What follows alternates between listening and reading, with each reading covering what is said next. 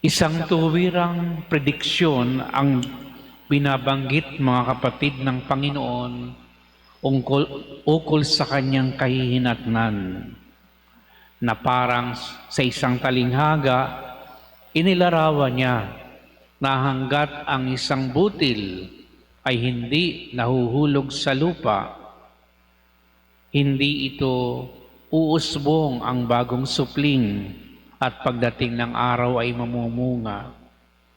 Kailangang mamatay ng binhing ito, mawala, dahil o para magbigay daan sa bagong buhay na isisilang dito. Ito mismo ang kabuuan ng kwento ng kamatayan ni Jesus sa krus at ang kanyang muling pagkabuhay. At hanggat di na itataas siya doon sa krus, hindi mangyayari ang buhay na inilalaan para sa atin. Kaya sinunod niya ang Ama dahil yun ang mahalaga na magtamo ng kaligtasan tayong lahat. Kaya nga ipinarinig ang tinig mula sa Ama para sa mga tao na nanduroon, hindi para kay Jesus.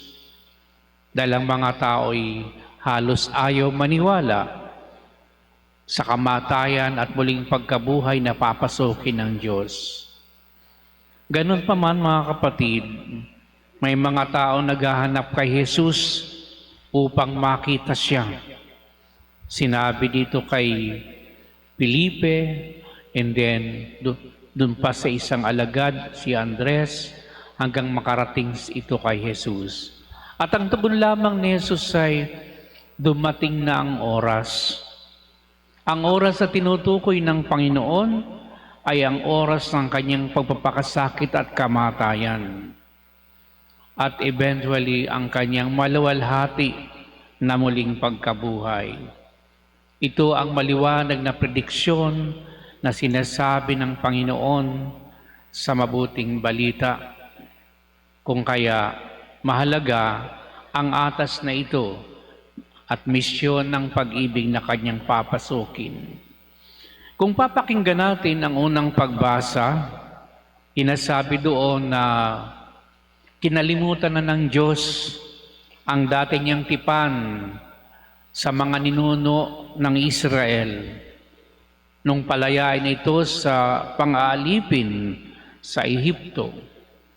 Sila'y nakarating sa ilang patungo sa lupang pangako. At ang bagong utos at bagong gagawin ni Jesus ng Diyos, alang-alang sa mga tao, sa mga Israelita, hindi na marahas kung dati noon nagpapakalat pa siya ng mga ahas upang tuklawin at mamatay ang mga suwail na Israelita. Sabi niya ngayon ay hindi na, sapagkat isusulat ko na mismo ang kautusan sa kanilang mga puso para hindi nila makalimutan at hindi nila maikaila na mayroong Diyos na umiibig sa kanila at nagmamahal.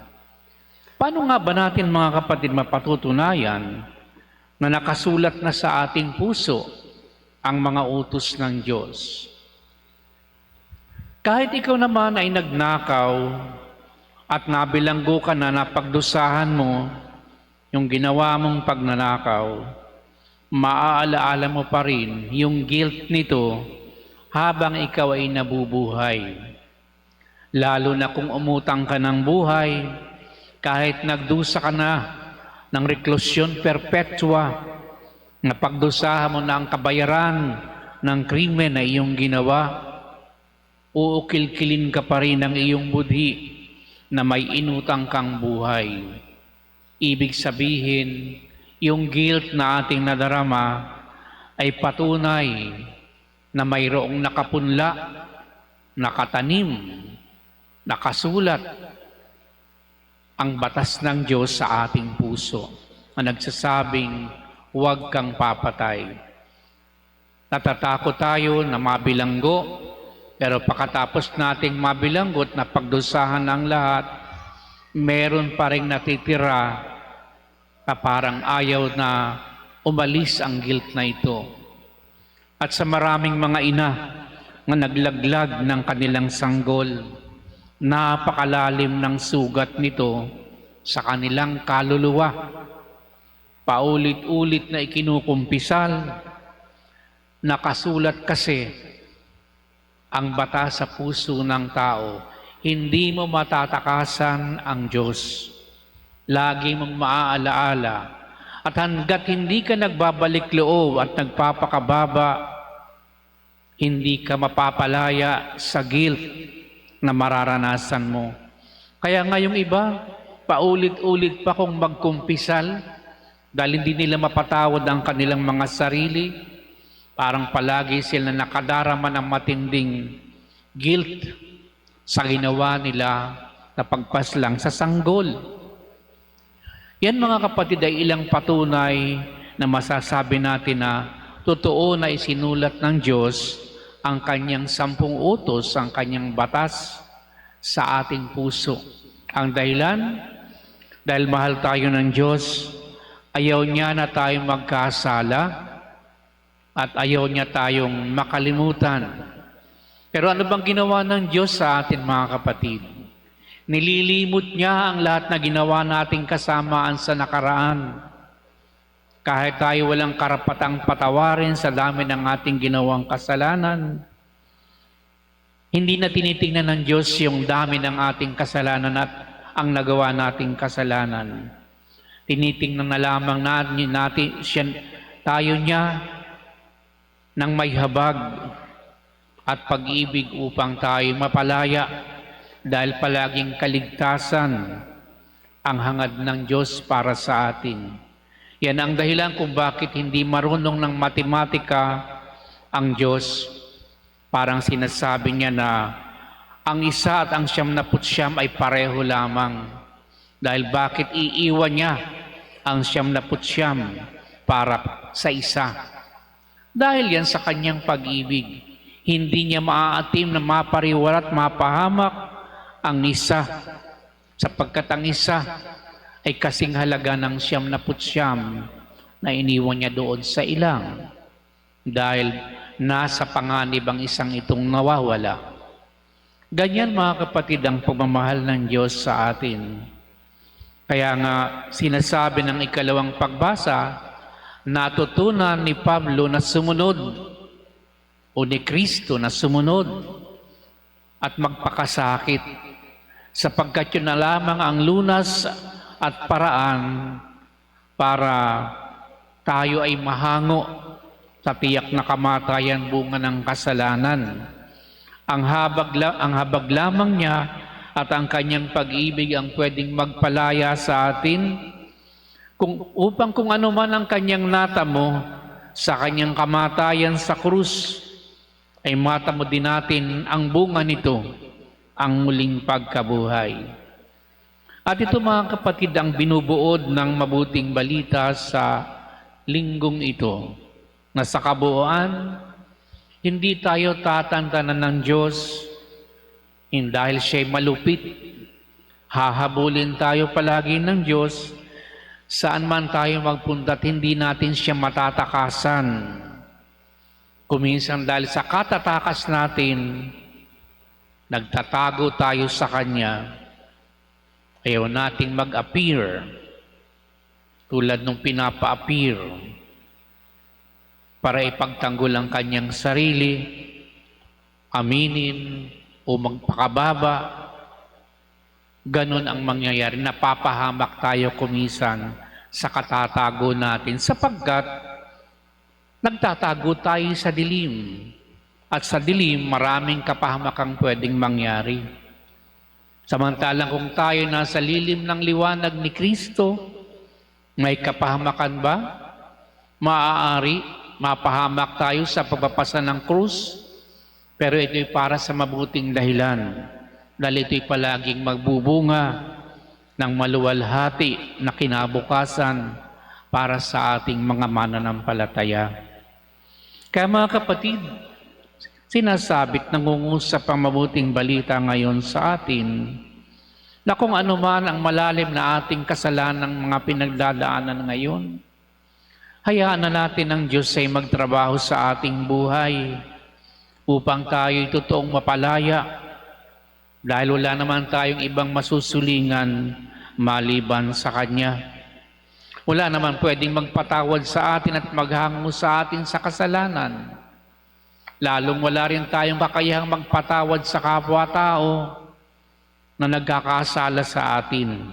Malibang binalot ka na ng pag-ibig ng Diyos at ng Kanyang habag at kapatawaran, at ngayon ay handa ka na harapin na magpatawad rin, iyakapin maging ang iyong kaaway.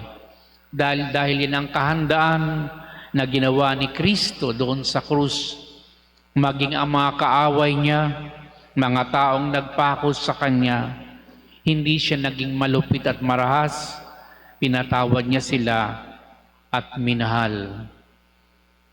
At yun mga kapatid ay mga pangyayari na hindi natin pwedeng itanggi, sapagkat ito'y bahagi ng kasaysayan ng pagliligtas ng Diyos na totoong mga nangyari na hindi natin mapabubulaanan. At hanggang di nangyayari sa atin ang paglayang totoo, bunga ng habag at biyaya ng Diyos, wala rin tayong maipagmamalaking patunay na ang Diyos ay totoong buhay. Dahil ang pinagmamalaki palagi ng mga Israelita, ang Diyos ay buhay. Dahil ang Diyos ni Abraham, ang Diyos ni Jacob, ang Diyos ni Isaac, at lahat ng mga propeta, kasalit-saling lahi ay iisa, one and the same God na sumasabaso, umaalalay sa kanila sa kanilang paglalakbay sa pananampalataya. Nawa mga kapatid, makilala natin ng Diyos sa ito ng ganap at lubos sa ating mga lakbayin, lalo na sa mga pagkakataon na tayo ay nasa lowest point ng ating buhay, yung tinatawag na rock bottom experience. Kapag ikaw ay dapang-dapa, doon mo mararanasan dapat ang pag-aangat sa atin ng Diyos upang tayo uli na itayo. Kung tayo napilayan, aayusin niya, hihilumin niya ang ating pagkasugatan. At doon mo lamang masasabi na totoo at buhay ang Diyos. At kung wala kang ganyang karanasan, ano ang maipapahayag mo na legacy ng iyong pananampalataya sa iyong pamilya ni hindi mo nga siya maayang pag magsimba? Siguro kulang sa witnessing. Mga tao sa loob ng tahanan, parang merong aversion sa iyo dahil nandiyan ka na lang sa simbahan. Baka naman nakakaligtaan mo ng ibang bagay. Sa simbahan ka na lang palagi.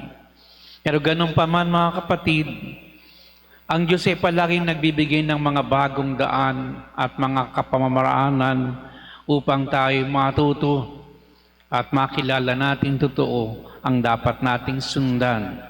Pero ngayon nililiwanag ng Diyos, ang dapat talaga natin lang sundan ay si Kristo.